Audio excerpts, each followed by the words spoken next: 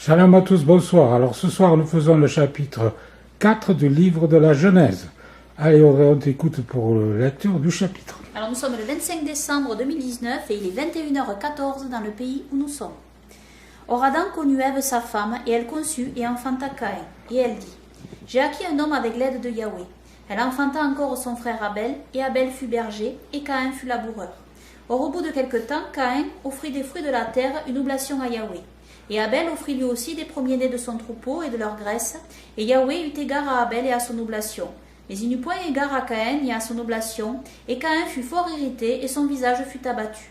Et Yahweh dit à Caïn, pourquoi es-tu irrité, et pourquoi ton visage est-il abattu? Si tu fais bien, ne relèveras-tu pas ton visage? Mais si tu ne fais pas bien, le péché est couché à la porte, et son désir est tourné vers toi, mais toi, tu dois dominer sur lui. Et Caïn parla à Abel son frère. Et comme ils étaient au champ, Caïn s'éleva contre Abel son frère et le tua. Et Yahweh dit à Caïn, où est Abel ton frère? Et il répondit, je ne sais, suis-je le gardien de mon frère, moi? Et Yahweh dit, qu'as-tu fait? La voix du sang de ton frère crie de la terre jusqu'à moi. Et maintenant tu seras maudit de la terre qui a ouvert sa bouche pour recevoir de ta main le sang de ton frère.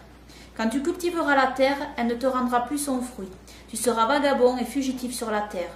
Et Caïn dit à Yahweh, ma peine est trop grande pour être supportée. Voici, tu m'as chassé aujourd'hui de cette terre, et je serai caché de devant ta face, et je serai vagabond et fugitif sur la terre. Et il arrivera que quiconque me trouvera me tuera. Et Yahweh lui dit, c'est pourquoi si quelqu'un tue Caïn, Caïn sera vengé 7 fois. Et Yahweh mit à Caïn un signe, afin que quiconque le trouverait ne le tuât point. Alors Caïn sortit de devant Yahweh et habita au pays de Nod, à l'orient d'Éden. Puis Caïn connut sa femme qui conçut et enfanta Enoch. Or il construisit une ville qu'il appela Enoch du nom de son fils. Puis Irad naquit à Enoch, et Irad engendra Méhujaël, et Méhujaël engendra Métushaël, et Métushaël engendra Lémec. Et Lémec prit 2 femmes. Le nom de l'une était Ada, le nom de l'autre Tsiya. Et Ada enfanta Jabal. Il fut père de ceux qui demeurent dans des tentes et près des troupeaux. Et le nom de son frère était Jubal. Il fut père de tous ceux qui jouent de la harpe et du chalumeau. Et Tsiya, elle aussi, enfanta Tubal-Caïn, qui forgeait toutes sortes d'instruments tranchants d'airain et de fer, et la sœur de Tubal-Caïn fut Naama. Et Lémec dit à ses femmes, Ada et Tsiya, écoutez ma voix, femmes de Lémec, prêtez l'oreille à ma parole. Oui, j'ai tué un homme pour ma blessure et un jeune homme pour ma meurtrissure. Car si Caïn est vengé 7 fois, Lémec le sera 77 fois. Et Adam connut encore sa femme, et elle enfanta un fils et l'appela Seth, car Elohim, dit-elle, m'a donné un autre fils au lieu d'Abel que Caïn a tué. Et un fils naquit aussi à Seth, et il l'appela Enoch. Alors on commença à invoquer le nom de Yahweh. Amen. Amen. Alors qu'on commence par le premier verset. Voilà. Bon, Mireille, si tu as quelque chose à dire, hein, oui. Ne te gêne pas. Et moi, si j'ai quelque chose à dire aussi, je le dirai. Alors, verset 1. Or Adam connut Ève sa femme, et elle conçut et enfanta Caïn, qui signifie acquisition en hébreu. Et elle dit, j'ai acquis un homme avec l'aide de Yahweh. Elle enfanta encore son frère Abel, et Abel fut berger, et Caïn fut laboureur. Donc ici, une remarque, c'est que dans le livre d'Adam, on a un détail. On sait que c'est un ange de Yahweh qui aida Ève à accoucher. Et lorsque Caïn sortit, au lieu d'atterrir dans les bras de l'ange, il a atterri par terre et il a arraché de l'herbe. Et là où il a arraché de l'herbe, cela ne repoussa pas. Il est écrit dans le livre d'Adam. Et Caïn est appelé le Centaure. Voilà. Et il brillait aussi. Dans le livre d'Adam, il est dit qu'il brillait, Caïn, quand il est né. Alors pourquoi il brillait? Parce qu'en réalité, on sait qu'avant la chute, donc dans le jardin d'Éden, Adam et Ève étaient recouverts de la gloire d'Elohim. Donc ils brillaient et c'était un habit de lumière. Mais à partir du moment où ils ont mangé du fruit défendu, cette lumière a disparu et ils ont vu qu'ils étaient nus. Mais il restait un faible éclat de cette lumière. Il est écrit aussi dans le livre d'Adam, mais pas suffisamment pour les recouvrir, pour couvrir leur nudité. Donc ça explique aussi pourquoi Caïn est né brillant aussi, mais cette lumière n'est pas restée, bien évidemment. Donc dans le livre d'Adam, il y a des détails que nous n'avons pas ici. Et alors Abel, tu dis que ça veut dire acquisition, mais Caïn. Le Caïn, mais Abel, ça veut dire quelque chose? Ben oui, ça veut dire quelque chose, et là, je sais pas. Parce que c'est écrit, en fait, dans la version Starval 96, il met les définitions entre parenthèses, c'est pour ça. Ah d'accord. Voilà. Mais Abel, il l'a pas mis. Et Abel, il faudrait regarder, en fait, en hébreu, ce que signifie Abel. Hein. Tu peux pas regarder? Ouais, on peut regarder, tout à fait. On va regarder, donc, Genèse chapitre 4. On va prendre, donc, le nom Abel. Alors, Abel. On va prendre son nom. et on va le copier-coller. Alors souvent ils vont me traduire Abel, hein. Ils vont me mettre son nom tout simplement. Alors attendez, je vais aller plutôt là, je vais plutôt aller dans Google là, parce que pour avoir la définition en fait du nom, il vaut mieux aller là. Ah, je me suis trompée. Alors, Abel, c'est intéressant, oui, parce qu'il y a plusieurs définitions en réalité.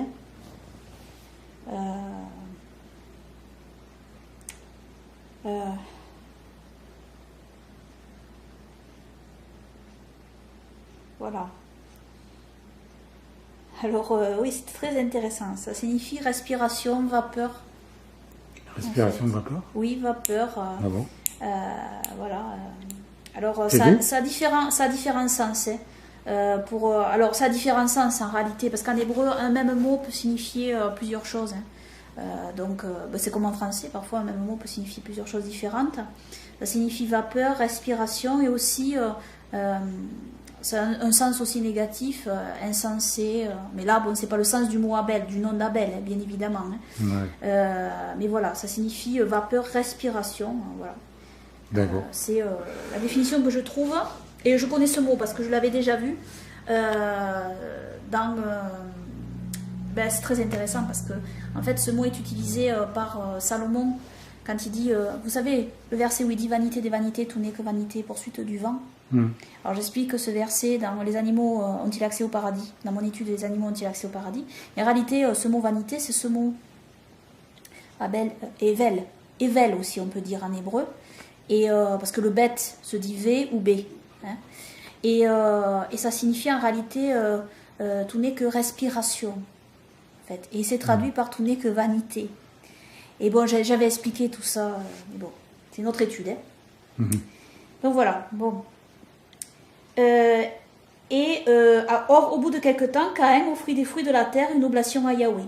Et Abel offrit lui aussi des premiers-nés de son troupeau et de leur graisse, et Yahweh eut égard à Abel et à son oblation. Mais il n'eut point égard à Caïn ni à son oblation, et Caïn fut fort irrité, et son visage fut abattu. Donc ici, on voit que Elohim n'a pas pris plaisir à l'oblation de Caïn. Et c'est un exemple, ça, que j'utilise pour parler, par exemple, à certains croyants qui disent, par exemple, qu'ils fêtent Noël pour Elohim, qui fêtent Noël pour plaire à Elohim.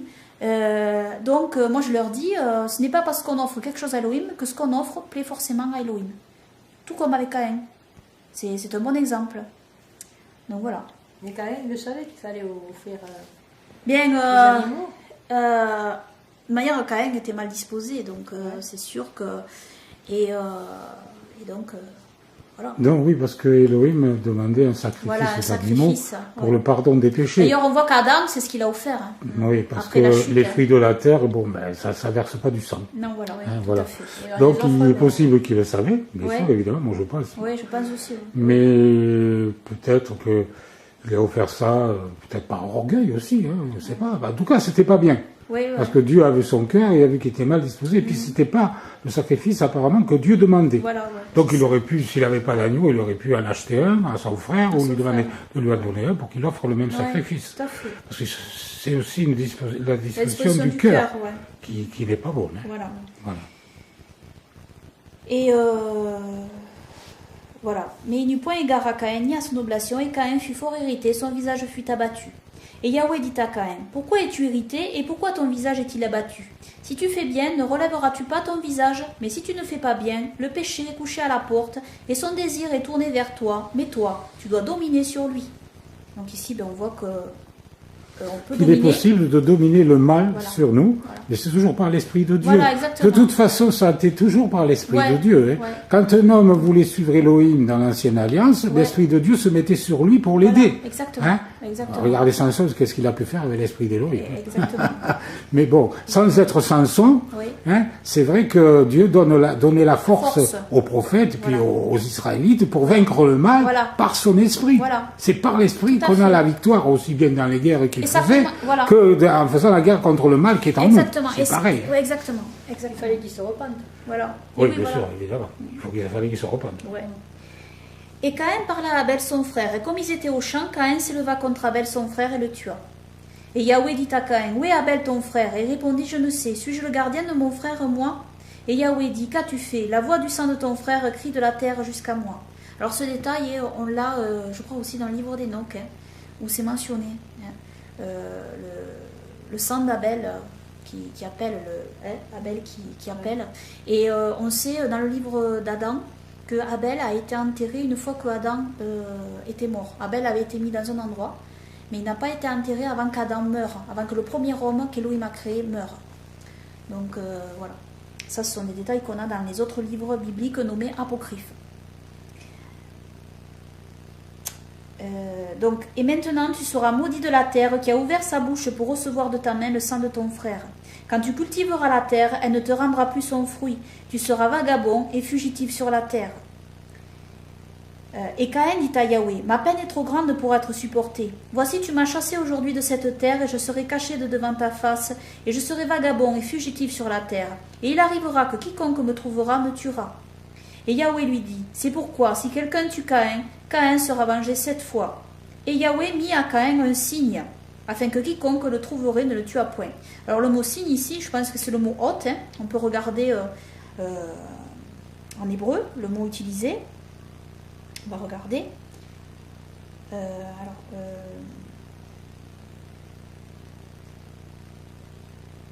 Oui, c'est ça, c'est le mot hôte. Hein.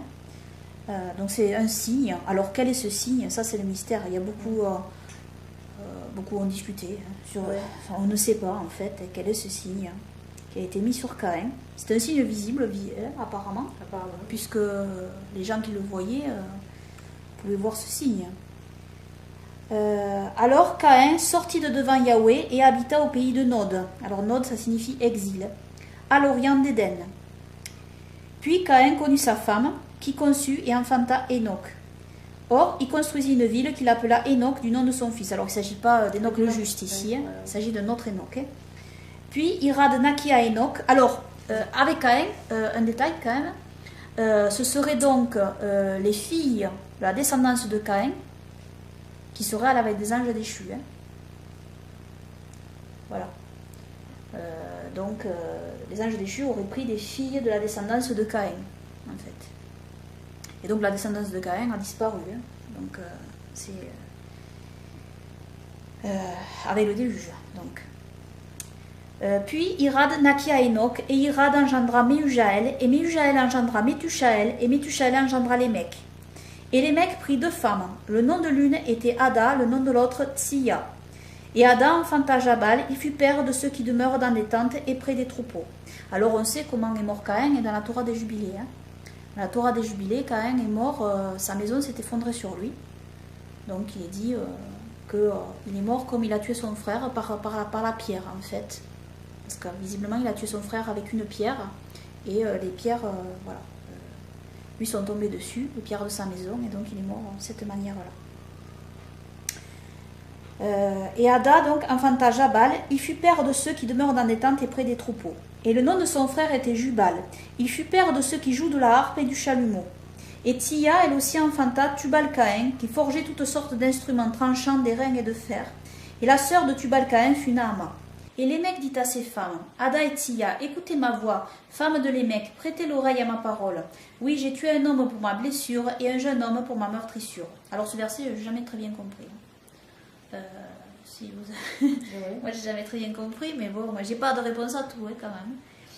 Donc là, voilà, mystère. Apparemment, si vous cherchez, si vous trouvez. Voilà. Apparemment, on dirait qu'il a tué. Grâce à Elohim, on peut trouver, mais il faut que Elohim nous révèle ce que ça veut dire. Parce que moi je sais pas, pour l'instant je sais pas en tout cas. Car si Caïn est vengé 7 fois, Lémec le sera 77 fois. Voilà. Et Adam, alors quand j'ai dit tout à l'heure que c'était la descendance donc c'était les filles donc de Caïn, hein, la descendance de Caïn en fait, les filles de la descendance de Caïn qui étaient là avec les anges déchus, c'est ce qui est cru quoi, c'est ce qui est dit traditionnellement. C'est vrai que c'est pas écrit, mais c'est ce qu'on suppose. Voilà, je le précise quand même. Donc et Adam connut encore sa femme et elle enfanta un fils et l'appela Seth. Seth ça signifie remplaçant. Car Elohim, dit-elle, m'a donné un autre fils au lieu d'Abel que Caïn a tué.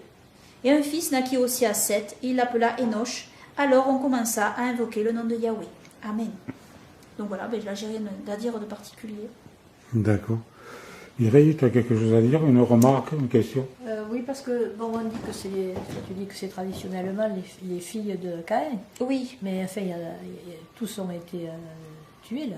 Oui, au déluge, oui. La descendance de Caïn, personne n'est resté de la descendance de Caïn. On suppose donc que ce sont les filles, donc... Oui, mais il y avait les autres filles aussi, des autres... Et oui, mais forcément, ce sont les filles de Caïn, oui, forcément, parce qu'ils n'avaient pas d'autres... Remarque qu'elle a eu d'autres fils. Elle a eu... Oui, parce qu'on sait que d'après le livre, donc, c'est le livre d'Adam. Oui, elle a eu 63. 63 enfants? Oui. T'es sûr du chiffre? Je pense, oui. Faut vérifier. Plus de 60. Oui, il faut vérifier. Ouais. Mais elle a eu beaucoup d'autres enfants, Ève. Elle n'a pas eu que Caïn et Seth. Parce que c'est vrai que dans la Genèse, quand on lit, on a l'impression qu'elle n'a eu que 3 enfants. Elle a eu beaucoup d'enfants, en fait. Et donc, voilà. Mais on suppose donc que c'est avec les filles de Caïn. Mais bon, c'est une supposition, hein, en même temps. C'est pas improbable, quoi. Donc, voilà. Bon, c'est tout, Mireille, alors? Oui, je sais. Parce que moi, je n'ai pas de questions non plus. Oui, C'est pas... Bon, il y aura peut-être plus de choses à dire dans les autres chapitres. Hein. Oui, voilà. C'est roman, d'ailleurs. Ouais. Ben oui, parce que ça dépend des chapitres. Hein. C'est vrai. Alors, il y a des gens qui trouveraient des choses à dire. Oui, hein. voilà, ouais, bien sûr. Nous, on ne trouve pas, là, pour le moment. Mais... je sais qu'il y a des gens, mais j'en parle pas, là. Mais je sais qu'il y a des gens qui disent certaines choses sur Caïn, parce qu'il y a des mythes et des légendes aussi. Hein. Oui. Je pourrais en parler, mais bon, voilà. On ne va pas parler des mythes et des légendes. Oui, dont on n'est pas sûr. Enfin, voilà, on n'est pas sûr. Quand je ne suis pas sûre, bon, je préfère pas l'évoquer. Ouais, voilà. Tout simplement, je sais, il y a des choses qui sont dites. On dit ce dont on pense que c'est beau, que c'est sûr. Quoi. Les noms, enfin, que c'est probable, en tout cas. Les noms, Métuchéla, tout ça, après ils sont repris, il y en a d'autres qui portent le même nom. Oui, parce que là, c'est vrai qu'on a le nom d'Enoch et de... mais c'est Métuchaël, en fait. Hein. Les mecs, oui, les mecs et Enoch. Mais bon, ce ne sont pas les mêmes. Hein. Après, bien sûr, ce sont des justes. Hein. Alors que là, ce sont la descendance de Caïn. Et ce ne sont pas du tout les mêmes. Hein. La descendance de Caïn a été complètement détruite. De toute manière. C'est la descendance de Seth qui a survécu. Et donc, il est dit, je crois, il me semble que c'était parce qu'il était jaloux. Hein. Il était jaloux... Caïn était jaloux d'Abel. Après, parce que comme Dieu a agréé l'offrande d'Abel, il a été jaloux. Oui, c'est pas écrit noir sur blanc, mais on le suppose. Non, mais je crois que c'est écrit qu'il a été jaloux quelque part. Il me semble que je l'ai vu. Peut-être. Oui, dans le Nouveau Testament, il me semble. Hein, il faudrait regarder. Je suis pas sûre. Tape dans Google que Abel, non, Caïn était jaloux d'Abel. Tape ça. Tape ça et regarde si tu trouves quelque chose. Alors, je tiens à dire, parce que là je viens de parler de la descendance de Seth, toute la descendance de Seth n'a pas suivi. Hein. Et oui, voilà, c'est ça. Non plus. Parce que Seth aussi a suivi, lui. Lui, Seth était juste devant Elohim. Mais sa descendance, parce qu'après, il faut arriver quand même jusqu'à Noé. Après, visiblement, la descendance de Seth, je ne sais pas si toute la descendance de Seth a suivi, non plus. Donc on suppose que les anges déchus sont allés à les filles de Caïn, mais bon, on ne sait pas s'ils sont pas... On ne sait pas, en fait. Hein. Ils sont allés uniquement avec les filles de Caïn. Voilà, c'est une supposition. Après, ceux qui ont suivi, c'est celui qui a suivi, ceux qui étaient justes. On sait qu'il y avait bien sûr Mathushéla, Enoch, bien évidemment. Enoch, Mathushéla, Lamech et Noé. Donc voilà. Et puis après, voilà. Parce que, tape, et pourquoi le tua-t-il? Tu tapes, et pourquoi le tua-t-il? Parce qu'il était jaloux des œuvres de son frère. Ah, d'accord. Voilà, c'est un verset qui est dans le Nouveau Testament. Ah oui, d'accord. Je me demande si c'est pas dans l'hébreu, mais je ne suis pas très sûr. Ah, peut-être, oui. Et pourquoi le tua-t-il? Oui. Parce que les œuvres de son frère étaient justes. Tu tapes ça, en principe tu devrais trouver le verset.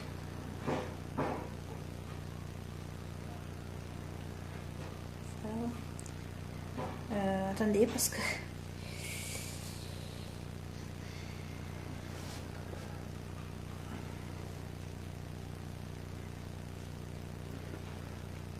un peu long à écrire.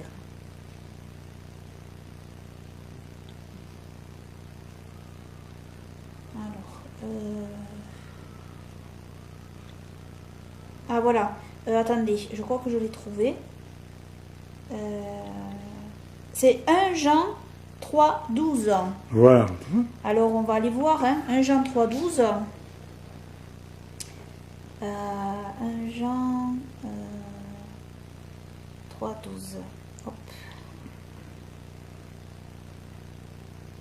Ne faisons point comme Caïn qui était du malin et qui tua son frère. Et pourquoi le tua-t-il? Parce que ses œuvres étaient mauvaises et que celles de son frère étaient justes.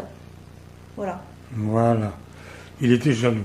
Oui, voilà. Je me demande s'il n'y a pas un autre passage qui dit qu'il était jaloux. Oui, là, c'est pas écrit spécifiquement, mais enfin, c'est une idée. Vous savez que je l'avais lu, quelque part.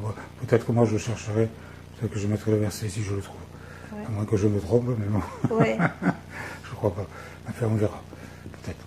Bon, voilà. Et oui, il était jaloux, donc il l'a tué. Alors, la jalousie, dit Salomon, là encore, je n'ai pas la référence, mais bon, vous pouvez le trouver en tapant. D'abord, tu vas me la trouver, cette référence. La jalousie et la carie des eaux. Tape-moi ça dans Google. On va apprendre aux gens comment trouver les références. C'est pour ceux qui ne savent pas. Google, en fait. Pour ceux qui savent pas. Google est la meilleure référence au monde, à la meilleure concordance au monde, hein, je vous le dis. Parce que dans les concordances, des fois, on trouve pas. Alors, la jalousie... Et la carie des eaux. Et la carie des eaux. Après, ça dépend des traductions. Hein. Ouais. C'est dans le second, ça. Hein. C'est la version second.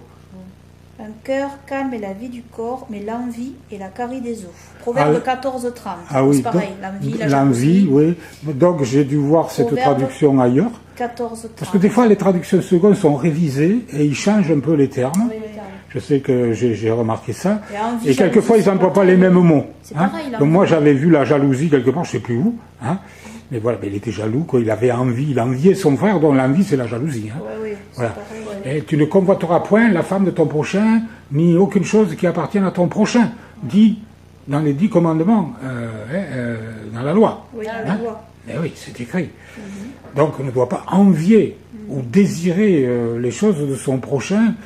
Tu vois, la traduction Zadok Khan du texte hébreu massorétique, ils ont traduit: un cœur paisible est un gage de vie pour le corps, mais la jalousie est la carie des os. Ah ben voilà. Mais jalousie en vie, c'est pareil, c'est un synonyme en fait. Et oui, et la jalousie et la carie des os. Alors, bon, la jalousie, ça rend méchant. Oui. Ça rend méchant. Ouais.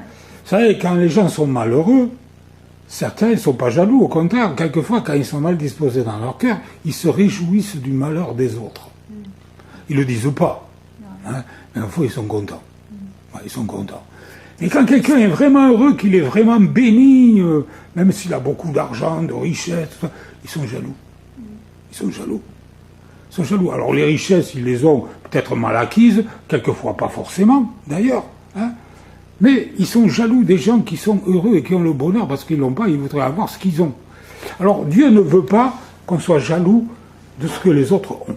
Non. Hein, non. Dieu, il nous demande de nous contenter de ce qu'il nous donne. Exactement. Hein, à certains, il va donner un tas de choses, à d'autres, il va les en priver. Pourquoi ? Mais ça, c'est Dieu qui décide. Hein, et Salomon, il dit, le riche et le pauvre se rencontrent, Dieu les a fait l'un et l'autre, dit Salomon. Là aussi, ce verset, on pourrait le chercher. Hein, allez, cherchez-moi-le. On va apprendre à chercher dans Google les versets bibliques. Parce que moi, je connais des versets, mais souvent, j'ai oublié les références. Ouais. Et je fais comme ça pour les trouver, parce que comme je m'en souviens, j'ai des passages dans ma tête, je me dis, je tape ça et je le trouve dans Google. Alors, qu'est-ce que j'ai dit là, déjà Le riche et le pauvre se rencontrent, Dieu les a fait l'un et l'autre. Se rencontrent. Se rencontrent. Tu tapes ça, normalement, on devrait trouver. Le riche et le pauvre se rencontrent. Non ? Oui. C'est où ? Proverbe 22, le riche et le pauvre se rencontrent, c'est Yahweh qui les a fait l'un et l'autre. Voilà, c'est Yahweh qui a fait le riche et le pauvre. Donc s'il vous a fait pauvre, eh bien remerciez Elohim de comment il vous a fait et ne cherchez pas à devenir riche sous de mauvais prétextes, simplement par amour de l'argent. Parce que, qu'est-ce qu'il dit l'apôtre Paul ? Il dit l'amour de l'argent est une racine de tous les maux. Et beaucoup, en étant possédés, se sont égarés loin de la foi et se sont jetés eux-mêmes dans bien des tourments. Cherchez-moi ça, l'amour de l'argent est une racine de tous les maux. Voilà. Allez, on va trouver ça tout de suite dans Google. L'amour de l'argent est une racine de tous les maux, et beaucoup, en étant possédés, se sont égarés loin de la foi et se sont jetés eux-mêmes dans bien des tourments. Et après, je vous ferai remarquer quelque chose au sujet de ce verset. C'est 1 Timothée 6.2. Voilà. 1 Timothée 6.10, pardon. Ouais. Alors, 1 Timothée 6.10, on va aller voir. 1 Timothée 6, 10. Car l'amour de l'argent est la racine de tous les maux, et quelques-uns en étant possédés se sont détournés de la foi et se sont jetés eux-mêmes dans les plus grandes douleurs. Alors, j'aimerais faire quand même remarquer quelque chose. Il y a des gens, quand on dit le verset comme ça, sans réfléchir, on dit l'argent c'est mal. Non, c'est pas vrai. C'est pas ce que dit le verset. Non, c'est l'amour de l'argent. Le verset ne dit pas que l'argent est mauvais. Le verset ne dit pas que d'avoir beaucoup d'argent c'est mauvais. Il n'a jamais dit ça, le verset. Parce que regardez Salomon, Dieu lui a dit, puisque tu ne m'as pas demandé des richesses, je t'en donnerai. Ce qui est condamné dans la Bible, c'est les richesses mal acquises. Oui, les richesses mal acquises, voilà. Oui. C'est ça. Mais bon, après tu me chercheras ce verset, les richesses mal acquises. Mais attends, d'abord je finis mon raisonnement. Et il dit, alors, c'est pas la quantité d'argent qui est mauvaise, c'est l'amour de l'argent. Ouais. Quand les richesses s'accroissent, n'y attachez pas votre cœur, cherchez-moi ce verset, quand les richesses s'accroissent, ça ne veut pas dire que c'est mauvais, mais la Bible dit, n'y attachez pas votre cœur. Proverbe 13, 11, la richesse mal acquise diminue, mais celui qui amasse peu à peu l'augmente. Voilà. Ouais. Et puis après, qu'est-ce que tu m'as dit? Alors, qu'est-ce que je viens de dire juste avant là, je ne sais plus, j'ai perdu. N'y attachez pas votre cœur. Oui, quand les richesses s'accroissent, n'y attachez pas votre cœur. Ouais. Voilà. Quand les richesses s'accroissent, voilà, on va trouver là. Psaume 62, 10. Voilà, ne vous confiez pas dans la violence et ne mettez pas un vain espoir dans la rapine. Quand les richesses s'accroissent, n'y attachez pas votre cœur. Voilà. Et que le riche, disons que Dieu a donné aux riches pour qu'ils aient à donner à ceux qui sont dans le besoin. Alors le verset commençait déjà, je ne sais plus, afin que... je cherche le verset, je ne sais plus quoi, j'ai l'idée du verset. Oui, bien sûr. Recommande aux riches du présent siècle de ne pas mettre leur confiance dans les richesses incertaines de ce monde. Voilà, je l'ai. Tape ça.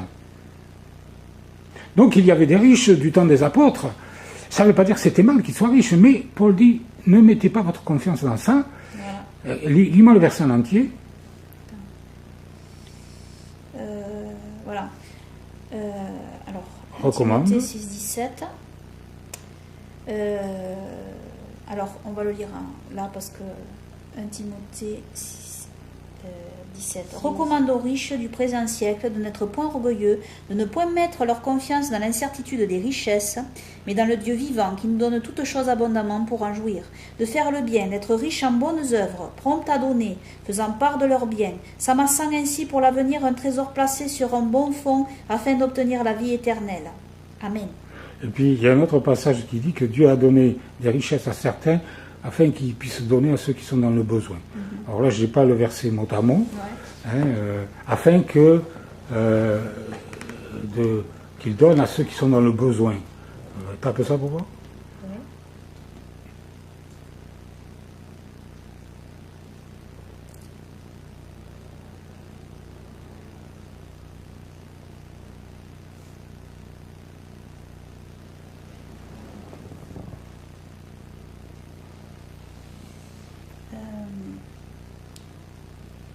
Non, je trouve pas. C'est pas les mêmes versets. C'est parce que j'ai pas les bons mots. Voilà. Je me souviens pas des bons mots exactement. Voilà. C'est pas grave. Si je le trouve, peut-être je le mettrai sous la vidéo, mais il faut que je recherche. Voilà donc pour les richesses. Alors on va revenir au mot amour. L'amour de l'argent. Voilà. Alors l'amour de l'argent, il n'est pas forcément que chez certains riches. Je dis certains parce qu'il y a des riches qui n'ont pas l'amour de l'argent. Salomon n'avait pas l'amour de l'argent. Non, Salomon a eu d'autres défauts à la fin de sa vie. Oui. C'était plutôt les alliances avec les femmes étrangères qui l'ont fait tomber, mais pas l'argent. Pourquoi? Parce que quand Salomon a fait sa demande à Dieu, Dieu a dit demande ce que tu veux. Et Salomon, a demandé de la sagesse. Voilà. Et c'est la première chose que Dieu veut que nous demandions, c'est la sagesse. Et puis Dieu lui a dit, puisque tu ne m'as pas demandé des richesses, je vais t'en donner. Ouais. Et puis, oh là là, qu'est-ce qu'il lui a pas donné comme richesse? Justement parce qu'il avait avec lui un homme qui n'était pas attaché à l'argent. C'est pour ça qu'il lui a donné. Oui. C'est pour ça qu'il lui a donné. Mais si vous êtes attaché à l'argent, vous devez en demander, Dieu ne va pas vous en donner. C'est parce que vous êtes trop attaché. Ouais. Donc, mais il a demandé la sagesse. Et ça me fait penser, tu vas me chercher ce verset, si quelqu'un manque de sagesse. Qu'il la demande à Dieu. Qu'il la demande à Dieu. Ouais. Mais qu'il la demande sans douter. Hein, sans douter. Parce que celui qui doute est semblable au fou de la mer agité par le vent, emporté à tout vent de doctrine. Jacques 1,5. Si quelqu'un d'entre vous manque de sagesse, qu'il la demande à Elohim, qui donne à tous, simplement et sans reproche, elle lui sera donnée. Amen. Amen. Proverbe 2,6. Car Yahweh donne la sagesse, de sa bouche sortent la connaissance et l'intelligence. Amen. Et la sagesse d'en haut est premièrement pacifique, modérée, conciliante, pleine de bonté, exempte de duplicité, etc., etc. Et Siracide, qui a dit, il y a un seul sage grandement élevé, c'est Yahweh. Yahweh. Et Yahweh nous communique ça, sagesse. Ouais. Et la sagesse, c'est aussi Yeshua. Hein. Bien sûr. Alors, cherche-moi ce verset que je viens de citer. La sagesse. Alors, qu'est-ce que je disais déjà? La sagesse d'en haut est premièrement pacifique, modérée, conciliante, pleine de bonté, exempte de duplicité, etc. Ouais. Et vous savez que la sagesse, dans le livre d'Enoch, en fait, c'est une image de notre Seigneur Sauveur Yahushua. Parce que la sagesse, c'est bien en haut, je peux citer le passage. Oui, mais cherche-moi mon verset. Oui, d'accord. La sagesse d'en haut est premièrement pacifique, c'est ça? Oui, pacifique, modérée, conciliante. Jacques 3, 17. La sagesse d'en haut est premièrement pure, ensuite pacifique, modérée, conciliante, pleine de miséricorde et de bons fruits, exempte de duplicité et d'hypocrisie. Amen. Oui, mais si vous avez dans votre cœur un zèle amer, tape ça. Cette sagesse ne vient point d'en haut, mais elle est diabolique. C'est le même passage de Jacques, je crois. Oui, c'est le même passage. C'est pas... Voilà, il faut chercher le passage et puis tu lis tout le passage. Là. Voilà. Mais si vous avez dans votre cœur un zèle amer et un esprit de dispute, ne vous glorifiez pas et ne mentez pas contre la vérité. Car, alors on peut continuer après. Alors, Jacques 3, on va le lire là parce que là c'est découpé. On va plutôt lire ici. Jacques 3.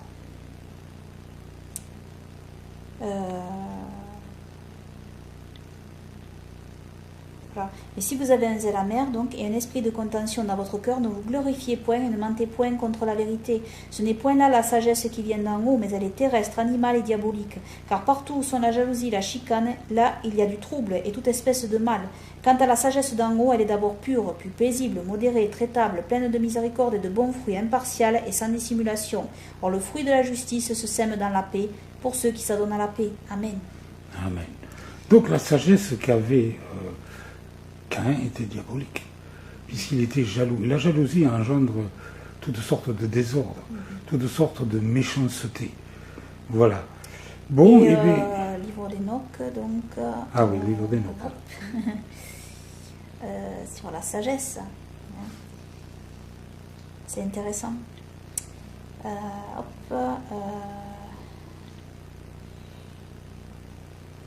Voilà, chapitre 42, livre d'Enoch. La sagesse n'a pas trouvé de lieu où elle put habiter. Alors dans la version grecque, il est écrit où poser sa tête. Et comme il a dit aussi. Voilà. Aussi sa demeure est dans les cieux. La sagesse est sortie pour habiter parmi les enfants des hommes, et elle n'a pas trouvé d'habitation. La sagesse est revenue en son séjour et s'est fixée au milieu des anges. Et l'injustice est sortie de ses repères, et elle a trouvé ceux qu'elle ne cherchait pas, et elle a habité parmi eux, comme la pluie dans le désert et comme la rosée sur une terre altérée. Donc la sagesse ici, on voit que c'est notre Seigneur Sauveur Yahushua. Et notre Seigneur Sauveur Yahushua, quand on le suit, quand on fait sa volonté, évidemment. On a sa sagesse. Évidemment. Voilà. Par son Esprit Saint. Amen. Voilà. Et j'avais un autre verset là, et je l'ai oublié pendant que tu parlais. Ah oui, ça y est. Ne soyez point sages à vos propres yeux. Tape-moi ça. C'est ne soyez point sages à vos propres yeux. On n'est pas sage dans la chair. Hein. À nos propres yeux, on n'est pas sage. C'est Dieu qui est sage. Voilà, comme dit Siracide, hein. Il y a un seul sage grandement élevé, c'est Yahweh. Ne soyez point sage, alors c'est quoi? C'est où là? Proverbe 3,7. Ne sois point sage à tes propres yeux, crains Yahweh et détourne-toi du mal. Et après, il y a écrit ce sera la santé pour tes muscles et un rafraîchissement pour tes os. Si tu vois un homme qui se croit sage, il y a plus à espérer d'un insensé que de lui. Ouais. Tape-moi ça, et c'est dans les proverbes. Oui, c'est un problème. Si tu vois un homme qui se croit sage. Voilà.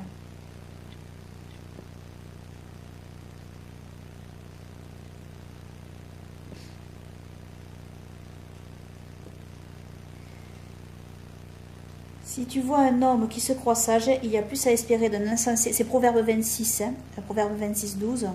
Il y a plus à espérer d'un insensé que de lui. Et d'ailleurs, dans le Proverbe 26, c'est intéressant parce qu'on peut le regarder un peu en amont. Proverbe 26, attendez, Proverbe 26, hop, 11. Alors, à partir du verset 10, celui qui prend à son service les insensés, les premiers venus, est comme un archer qui blesse tout le monde. Comme le chien retourne à ce qu'il a vomi, ainsi l'insensé revient à sa folie.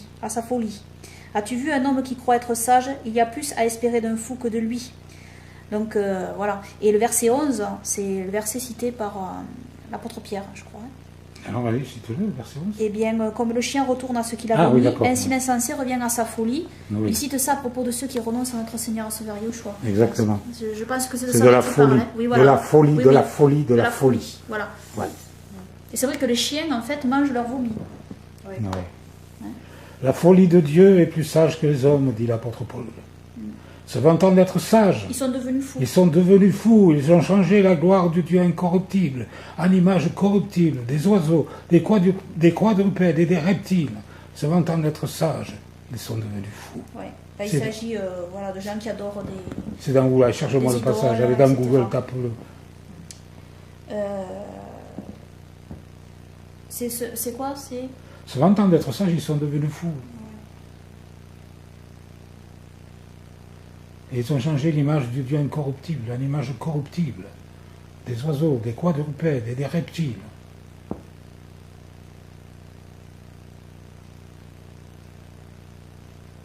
C'est dans Romains 12, non? Romains 1, 22. Ah, 1, 22. Puisqu'ayant connu Elohim, ils ne l'ont point glorifié comme Elohim et ne lui ont point rendu grâce, mais ils se sont égarés dans leurs pensées, et leur cœur sans intelligence a été plongé dans les ténèbres. Se vantant d'être sages, ils sont devenus fous, et ils ont changé la gloire de l'Elohim incorruptible en image représentant l'homme corruptible, des oiseaux, des quadrupèdes, des reptiles, etc. Et ce que je veux dire là ici, c'est que certains ne se sentiront pas concernés par ce verset, parce qu'en fait, certains renoncent à notre Seigneur et Sauveur Yeshua pour soi-disant revenir à un monothéisme pur, alors qu'en réalité, ils s'égarent complètement, hein, et en fait, ils s'éloignent de Dieu. Ils abandonnent Dieu. Voilà, j'explique, ces gens-là abandonnent Elohim en réalité. Hein.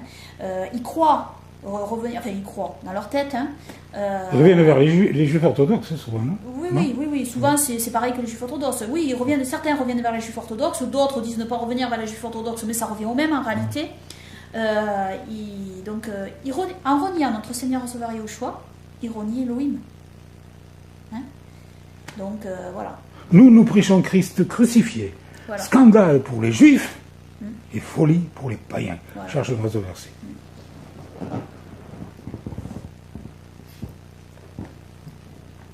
Et il y en a qui rejettent carrément le Nouveau Testament. Hein. Ils le mettent à la poubelle. Ils ne trouvent plus en rien de ce qu'il y a écrit. Alors on ne peut plus discuter, c'est pas possible. Il n'y a plus de base. 1 Corinthiens 1, 22 à 24.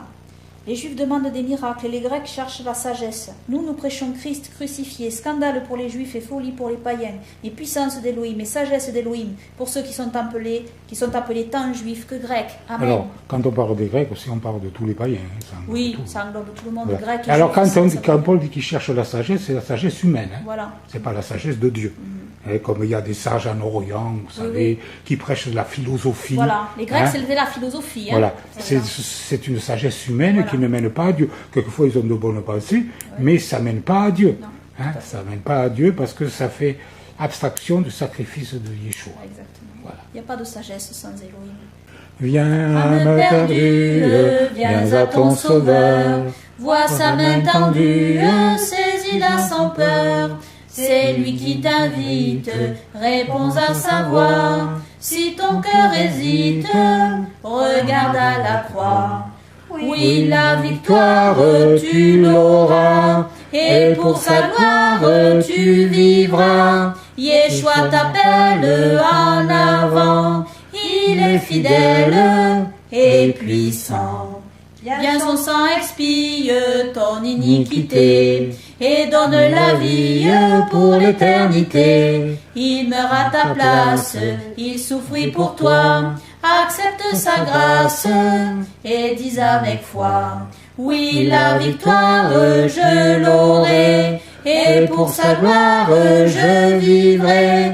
Yeshua m'appelle en avant, il est fidèle et puissant.